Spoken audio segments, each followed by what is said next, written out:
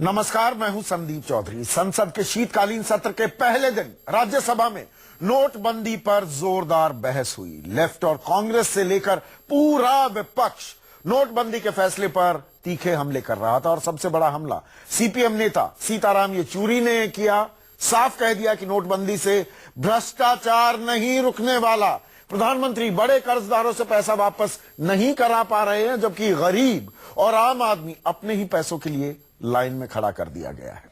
उधर जवाब में वित्त मंत्री अरुण जेटली ने साफ कर दिया कि किसी का कोई ऋण माफ नहीं किया गया है। जिनकी देनदारी है उनसे पैसे हर हाल में लिए जाएंगे। इसी पर आज के हमारे सवाल, क्या कुछ कर्ज में ढील दे रहे हैं बैंक, और क्या संसद में बहस से छोटी होंगी सड़क पर कतारें?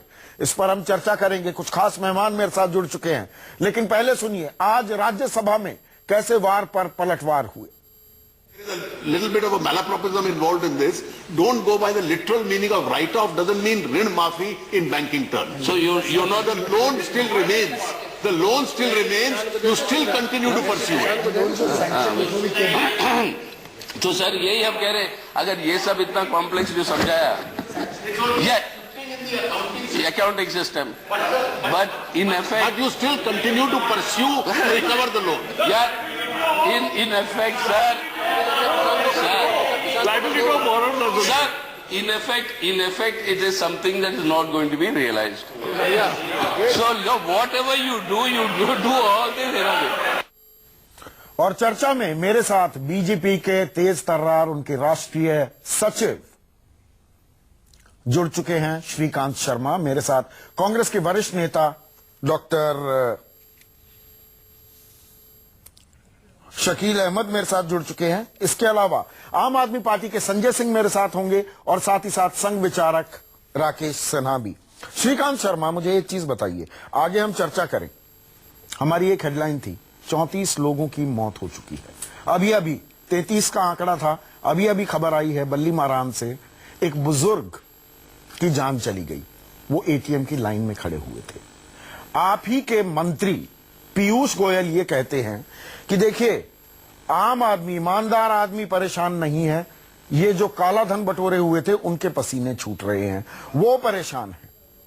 ये 34 लोग जो मौत हुई है जिनकी, क्या ये काला धन बटोरने वाले थे? देखिए संदीप जी, कहीं पर भी किसी भी कारण से अगर किसी की कहीं कोई मृत्यु होती है तो बहुत दुख का विषय है और इस पर हमें पूरी संवेदना उनके परिवार के प्रति है, नंबर 1। नंबर 2, आम जन को कम से कम दिक्कत आए उसके लिए सरकार ने 10 प्रभावी कदम उठाए हैं। उसका भी लाभ नीचे तक लोगों को मिल रहा है। माइक्रो एटीएम की व्यवस्था भी की गई है। 2 लाख माइक्रो एटीएम्स भी पूरे देश में काम कर रहे हैं। तीसरा, जो विड्रॉल है उसकी क्षमता को भी बढ़ाया गया है। जो व्यापारी है, छोटा। संदीप जी, मैं अपनी बात पूरी कर लूं प्लीज।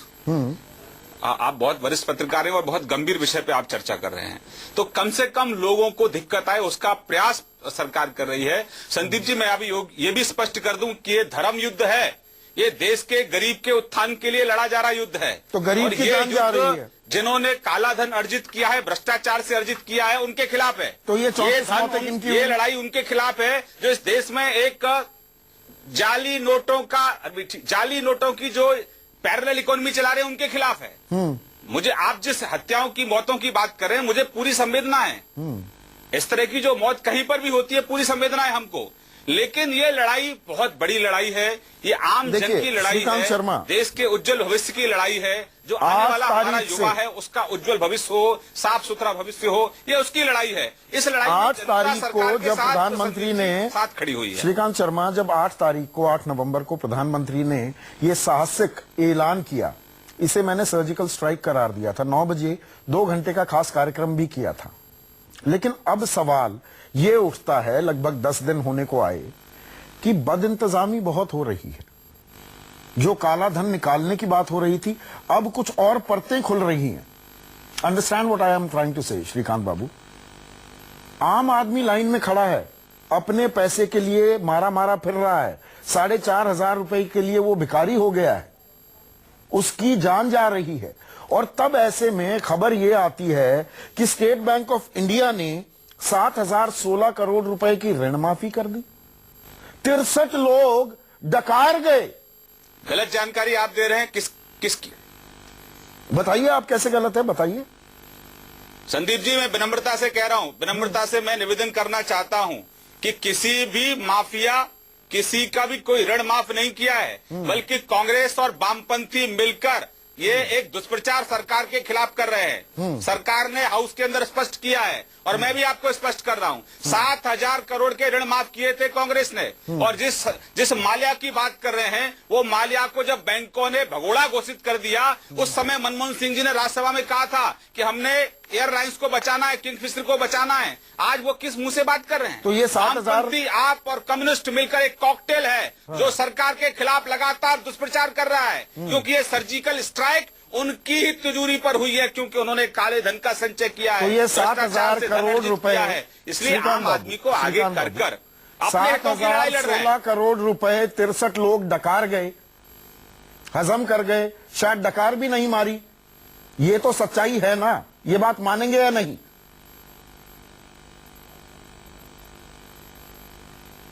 देखिए, आप अगर किसी की मौत के साथ इनको जोड़ रहे हैं तो मुझे बहुत दुख है। नहीं, मैं मौत से नहीं। और आप जो लोग डकार गए वो कांग्रेस, जहां तक आप डकारने की बात कर रहे हैं, जिन लोगों ने धन डकारा है उनके तो गले में से, उनके पेट में से हाथ डाल के पैसा निकाल लिया जाएगा, किसी को बख्शा नहीं जाएगा। लेकिन जहां तक आप गरीब की बात करें, संदीप जी, आप गांव की पृष्ठभूमि से आते हैं। गांव में पीने का शुद्ध पानी नहीं है। 70 साल से हमको क्या मिला? गांव में स्वास्थ्य सेवाएं नहीं है। 70 साल से हमको क्या मिला? स्कूल नहीं काम कर रहा है ठीक से, स्वास्थ्य डॉक्टर नहीं आता है, दवाई नहीं है, मच्छर मारने की डीडीटी नहीं छिड़क पाते हैं गांव में, बिजली नहीं है गांव में। ये गांव के विकास के लिए गांव के लोगों की लड़ाई है, ये देश के लोगों की लड़ाई है। और इस लड़ाई में दुनिया साथ में है, दुनिया का मीडिया साथ में है, देश की 125 करोड़ जनता साथ में है। लेकिन दुख उन लोगों को है जिनके काले पैसे पर जो पॉलिटिकल पार्टियां हैं, किसी ने पंजाब के लिए, किसी ने उत्तर प्रदेश के लिए, किसी ने 70 साल से देश को लूटा, काले धन वाले किए, उनके घर के अंदर तिजोरी में सर्जिकल स्ट्राइक हुआ है। अच्छा, उसके बारे में हमें पता लग जाएगा, 50 दिन बाद पूरा का पूरा खाका सामने आ जाएगा। लेकिन शकील अहमद, ये गंभीर आरोप है और इसमें सच्चाई भी है कि दरअसल ये ऋण माफी की कवायद तो आप लोगों ने शुरू की। 2011 में 468 लोगों की लिस्ट आपके पास आ गई थी कि स्विस बैंक में कौन कितने खातेधारक हैं। लाइनस्टाइन बैंक की लिस्ट आ गई थी, वो तो आज तक पता ही नहीं लगी। ये अरबपति खरबपति मलाई काट रहे हैं, डकार भी नहीं लेते, पैसे लेकर चंपत हो जाते हैं। आम आदमी 4,500 रुपए के लिए भिखारी बन जाता है।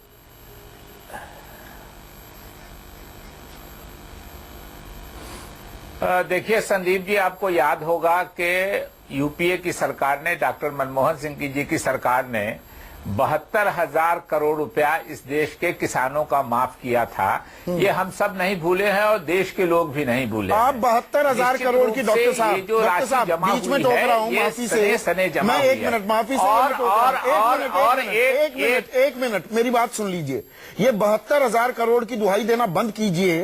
किसानों को, 2/3 किसान है हमारी आबादी, उनको 72,000 करोड़ का झुंझुना पकड़ाकर उसकी कब तक तालियां पीटते रहेंगे, दाद देते रहेंगे? 12 लाख करोड़ रुपए, 12 लाख करोड़ रुपए अरबपतियों खरबपतियों के राइट ऑफ हो गए, उनको कंसेशंस दे दी गई। उसके बारे में बात क्यों नहीं करते? वही मैं कह रहा हूं कि कम से कम 72,000 करोड़ रुपया हम लोगों ने माफ किया किसानों का इस देश के, और उसके लिए हमारे किसान प्रसन्न थे हमसे और किसान संतुष्ट थे। और भी होने चाहिए। ये बात सही है कि हमारी 60% अभी तक आबादी खेती पर आश्रित है, इसलिए उनको मैक्सिमम इंसेंटिव होना चाहिए। जो वादे किए थे बीजेपी ने अपने मैनिफेस्टो में, वो नहीं पूरे किए हैं। लेकिन हम उस पर, अभी नोटबंदी की बात है, उस पर कर रहे हैं। एक कैरेक्टर है रॉबिन हुड, हम लोग सुनते थे कि रॉबिन हुड बड़े लोगों को लूटता था और गरीबों की मदद करता था, इसलिए वो बड़ा पॉपुलर है। प्रधानमंत्री हमारे रॉबिन हुड के पूरे उल्टे काम कर रहे हैं, उनको नया रास्ता बनाने का शौक है। ये गरीबों को लूट के अमीरों की सेवा करना चाहते हैं। पूंजीपति कितने इस देश के हैं जो प्रधानमंत्री जी के निकटवर्ती आज हैं? मेरा सवाल बड़ा कन्वीनियंटली टाल गए। और अगर नोट मेरा सवाल ये था डॉक्टर साहब आपसे, 468 लोगों की लिस्ट मिली कि नहीं 2011 में? मेरी बात सुनिए ना। हाँ। अरे आपने बुलाया है, उनके खिलाफ हम लोगों ने कार्रवाई की थी, इन्होंने इनिशिएट किया था, इन्होंने उसको पूरा नहीं किया और अंग्रेजी पढ़ा रहे हैं। अरुण जेटली जी के राइट ऑफ का मतलब माफ करना नहीं होता है। ये दुनिया की किस अंग्रेजी की डिक्शनरी में राइट ऑफ करने का मतलब वो छुपा रहे हैं। अब कह रहे हैं, अब फैसला लिया होगा शायद कि जो लोन लिया है उसको माफ नहीं करेंगे, लेकिन जो इंटरेस्ट है उसको राइट ऑफ कर देंगे। तो वो अब अंग्रेजी भी पढ़ा रहे हैं अरुण जेटली जी कि राइट ऑफ का मतलब माफ करना नहीं होता है। इन लोगों ने भारतीय जनता पार्टी के लोगों को बता दिया कि हम नोट बंद करने जा रहे हैं, और इनके भारतीय जनता पार्टी के कार्यालय के लोगों ने बैंकों में पैसा जमा किया। संदीप जी, एक महीना सितंबर महीने में 5,88,000 करोड़ रुपया पिछले महीने से ज्यादा बैंक में जमा किया गया, सिर्फ इसलिए कि प्रधानमंत्री उनके निकट के जो लोग थे उनको जानकारी थी कि नोट बंद होने जा रहा है। श्रीकांत शर्मा, मैं आपको वक्त दूंगा रिस्पॉन्ड करने के लिए। एक सवाल किया कि इस लाइन में डॉक्टर साहब, श्रीकांत शर्मा भी रिस्पॉन्ड करना चाह रहे हैं, लेकिन संजय सिंह, मेरे मूल सवाल का अभी तक जवाब नहीं मिला है। आम आदमी अपने सिर्फ 4,500 रुपए तो निकाल ही सकता है ना। 4,500 रुपए के लिए भिखारी बन रहा है। 34 लोगों की मौत हो चुकी है, शादियां टूट रही हैं, शादियां होने में दिक्कतें आने लगी है, बिजाई नहीं हो पा रही है, खाद नहीं खरीदा जा रहा है। ऐसे में अगर हम काले धन की बड़ी तस्वीर भी यहां पर खींचने की कोशिश करें तो बड़ी तस्वीर क्या है? 468 लोगों की लिस्ट आई 2011 में, 12-12 लाख करोड़ रुपए राइट ऑफ कर दिए जाते हैं। आज की खबर का मैंने जिक्र ही कर दिया। स्विस बैंक में, लाइनस्टर्न बैंक में कहां किसके कितने खाते हैं और कितने non performing assets. State bank of India के नॉन परफॉर्मिंग एसेट्स 1,05,000 करोड़ रुपए, पीएनबी के नॉन परफॉर्मिंग एसेट्स 55,000 करोड़ रुपए। ये होता क्या है? इस देश में बीमार उद्योग तो हैं, एक बीमार उद्योगपति नहीं, लाखों करोड़ों का कर्जदार, और उनके प्राइवेट जेट्स चलते रहते हैं, उसी में हमारे राजनेता भी घूमते हैं। और आप इससे पहले कि क्रेडिट लेने लगे, आपने भी बड़े बड़े वादे किए थे कि इसको जेल में डालेंगे और उसको जेल में डालेंगे। जनता जानती है किस किस के नाम लिए। आप भी सत्ता में आने के बाद पौने 2 साल से आपने भ्रष्टाचार पर क्या कार्रवाई कर दी? ये कोरी जबानी जमा खर्च हो रही है क्या आम आदमी के नाम पर? देखिए संदीप जी, अभी मैं भारतीय जनता पार्टी के प्रवक्ता की बातें सुन रहा था। देखिए, ये लोग वो लोग हैं जो झूठ और अफवाह फैलाने के मास्टर हैं। अफवाह फैक्ट्री और कंपनी है भारतीय जनता पार्टी। 1,14,000 करोड़ रुपए इन्होंने बड़े बड़े पूंजीपतियों का, उद्योगपतियों का माफ कर दिया। स्विट्जरलैंड के बैंक 648 सम्मान के साथ कहना चाहता हूँ संजय सिंह, शब्दावली ठीक कर लीजिए। बारे में सम्मान के साथ नरेंद्र मोदी जी शब्दावली ठीक करिए। नरेंद्र मोदी गलत तथ्य मत दीजिए। आप उस पार्टी के प्रवक्ता हैं जो अपने कानून मंत्री को डिफेंड करती है, जो फर्जी लेकर मंत्री बनता है।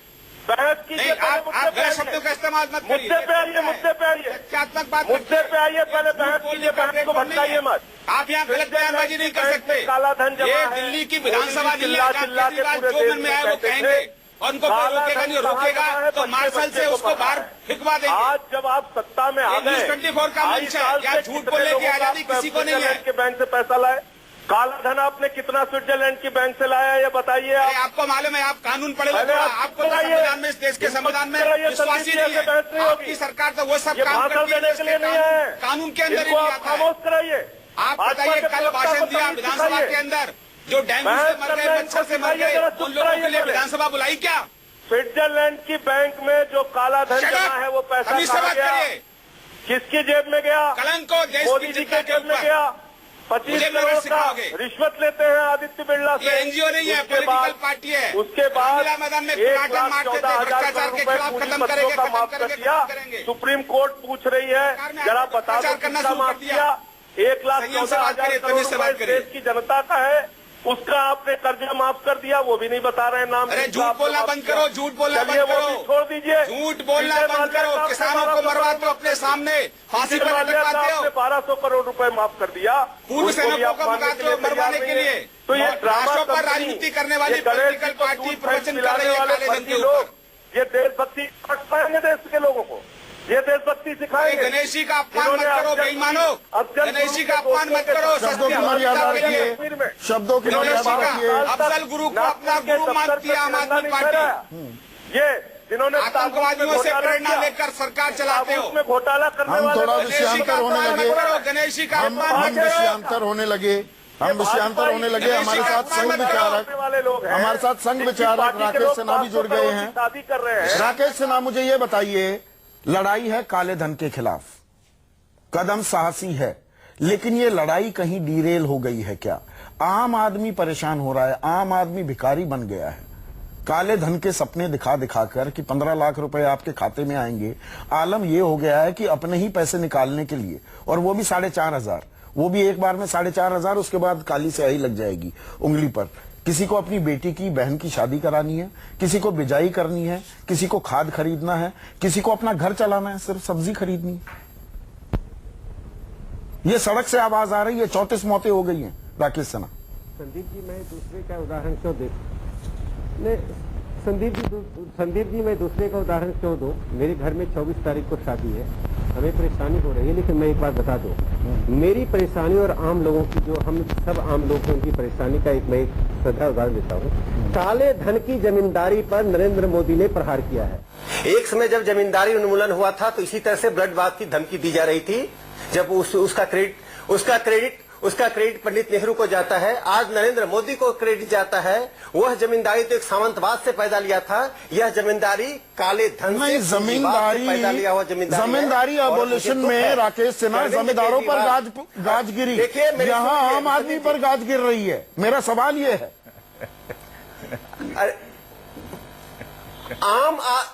देखिए, जब जमींदारी गई थी तो आम आदमी की ऐसी ही तकलीफ को बताई गई थी कि जमींदारी उन्मूलन से लोग बेरोजगार हो रहे थे। मैं बता दूं, 4, 5, 10 दिनों की तकलीफ इस देश को की अर्थव्यवस्था को पुनर्जन्म दे रहा है। आजादी के बाद पहली बार अर्थव्यवस्था एक नए स्वरूप में आएगी और आम जनता इससे सहमत है। तात्कालिक रूप से हम लाइन में खड़े होते हैं, शादी में तकलीफ हो रही है, कठिनाई तो होती है, हम तकलीफ को व्यक्त भी करते हैं, लेकिन हमारे तैयारियां की जा सकती थी ना, तैयारियां की जा सकती थी ना। मैं तो खुद कह रहा हूं, हमने ये स्टैंड लिया हुआ, ये साहसी कदम है, लेकिन तैयारियां मुकम्मल नहीं थी। मैं बस एक लाइन सुन लीजिए, एक पंक्ति सुन लीजिए। इस देश में पहले विभाजन होता था लेफ्ट एंड राइट, इस बार पहली बार विभाजन हो रहा है प्रो ब्लैक मनी और व्हाइट मनी। अच्छा। ये कांग्रेस, समाजवादी पार्टी, आम आदमी पार्टी तो नेतृत्व कर रही है ब्लैक मनी का। अरविंद केजरीवाल ने कहा इसको वापस ले लो। अरे अरविंद केजरीवाल साहब, आपने इस देश को धोखा दिया जन आंदोलन के नाम पर, अब काले धन के प्रवक्ता बनकर काम कर रहे हैं। देखिए, नरेंद्र मोदी का विरोध करना, बीजेपी का विरोध करना, संघ का विरोध करना एक डायमेंशन है, लेकिन आज जनता के सामने इतने नग्न हो गए हैं, ये बेताब है, इनका काला धन गया है। Doctor Shakeel Ahmed, quick response, मुझे अब क्लोज करनी होगी डिबेट। आप पर आरोप, आप काला धन समेटने वाले, बटोरने वालों के प्रवक्ता बन गए हैं। शकील अहमद, रिस्पॉन्स। देखिए संदीप जी, 2-3 बातें कह के मैं खत्म करूंगा। मैं कल, राहुल जी ने अपील की थी, मैं कल दिल्ली के कुछ इलाकों में था जो बैंक और एटीएम के सामने कांग्रेस के कार्यकर्ता मदद कर रहे थे, उनको देखने गया था, उनसे मिलने गया था, उनको धन्यवाद देने गया था। जब भी कोई इस तरह की बात होती है जहां पब्लिक की भीड़ होती है तो भाजपा के लोग आते कम है, आरएसएस और भाजपा के लोग झंडा लेके पहुंच जाते हैं। एक आदमी, मुझको दूसरी पार्टी के 1-2 लोग मिले, पब्लिक इतनी नाराज है और भाजपा के लोगों से हिसाब पूछेंगे उसी लाइन में, इस डर से भाजपा का एक कार्यकर्ता, आरएसएस का एक कार्यकर्ता बैंक के सामने जो लाइन लगी है उसमें नहीं जा रहे हैं। और मैंने पहले भी किया कि ये जनता का पैसा जमा करके रॉबिन हुड के उल्टा एक अस्तित्व बनाना चाहते हैं। ये बात आपने कह दी संजय सिंह, 15 सेकंड जमा में करके उनको आप निकालने नहीं देंगे। काला बाजारियों के प्रवक्ता क्यों बन गए हैं? बड़े इंडस्ट्रियलिस्ट संजय सिंह, आप काला बाजारियों के प्रवक्ता क्यों बन गए हैं? और कल भी मैंने आप ही के एक और नेता से सवाल पूछा, आप ऑडिवन करके जिसको दोबारा दोहराने की आप में हिम्मत नहीं, आप दिल्ली को परेशान कर देते हैं दिल्ली हित के नाम पर। ये तो देश हित की बात है ना। काला धन आदत बदलने में, हिसाब किताब बदलने में वक्त लगता है। राकेश सिन्हा जी को करने दीजिए, आप हास्यास्पद मूल्यांकन मत कीजिए। आज देश गंभीर समस्या से जूझ रहा है। लोगों को बच्चों की फीस के लिए पैसा नहीं है, घर में कोई बीमार हो जाए उसके लिए पैसा नहीं है। समस्या से आम आदमी पार्टी जुड़ रही है, ईमानदारी का मुखौटा उतर गया है। एक मूर्ख आदमी भी अपनी मूर्खता का प्रदर्शन नहीं करता है। आपकी बेईमानी, भ्रष्टाचार में लिप्त होना आज जनता के सामने है। मर चुके हैं अब तक। आम जनता के कंधे पर बंदूक मत चलाइए संजय सिंह और जी। संघ के लोगों का मजाक उड़ा रहे अरे हैं। आप झूठा अफवाह फैलाना, निराशावाद पैदा करने की जो राजनीति है उसको बंद कीजिए। आप जनता के सामने तो नग्न हो राजनीतिक चुके हैं। मैं तो जारी है, लेकिन आम आदमी को परेशानियों का सामना भी करना पड़ रहा है। बहुत बहुत शुक्रिया श्रीकांत शर्मा। और शायद आप ये समझ रहे हैं, आप जमीनी हकीकत से, जमीन से जुड़े हुए आदमी हैं। संजय सिंह, राकेश सिन्हा, डॉक्टर शकील अहमद, आप सभी का बहुत बहुत शुक्रिया। आज सबसे बड़ा सवाल में बस इतना ही।